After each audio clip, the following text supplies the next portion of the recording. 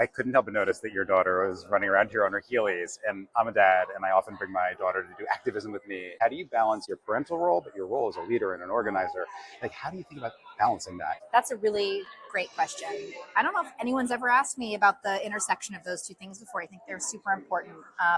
My daughter's 8 years old. She's lucky to live here in Brooklyn. So she goes to a public school here. She is around a diverse body of kids and friends in her community.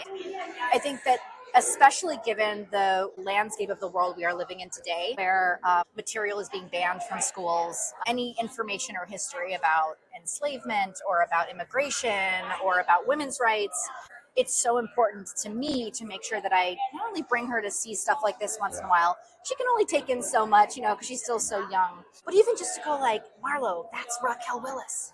Do you know who Raquel Willis is? Even just to be able to tell her, like, that's Paola Mendoza. Do you know who Paola Mendoza is? Sort of like giving her a sense of women who have extraordinary bodies of work in organizing spaces, and who have literally changed the landscape of the country in such profound ways. When she was much younger, again, I don't think fully she knew exactly what it was, but I took her to the Black Lives Matter protests that were here. She held signs. She was curious. She had questions. And so I think, you find your moments, but you're always very honest. I took my daughter to North Carolina right after the hurricane last year to do some service. Wow. And we spent a weekend there. She doesn't talk about anything else more than she talks about that. Wow. Nothing. It's the most important. Can we go back to North Carolina, Dada? Just me and you. Yeah.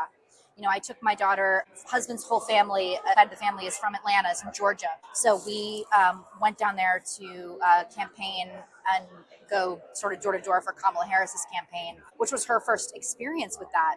I was very nervous for her to go do it. And I was also, because I didn't want to see her heart break. And she actually had a conversation with an older woman where she's asked who she was voting for. And the woman said, I'm voting for Donald Trump, baby.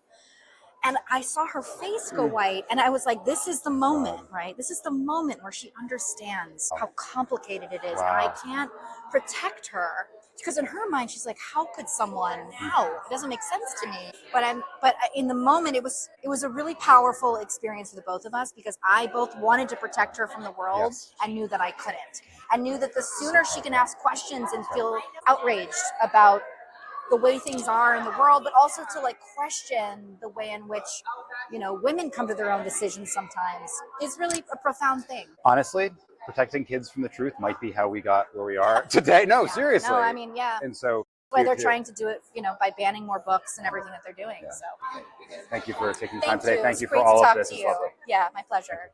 It's okay. I would just like to ask you a question. Yes.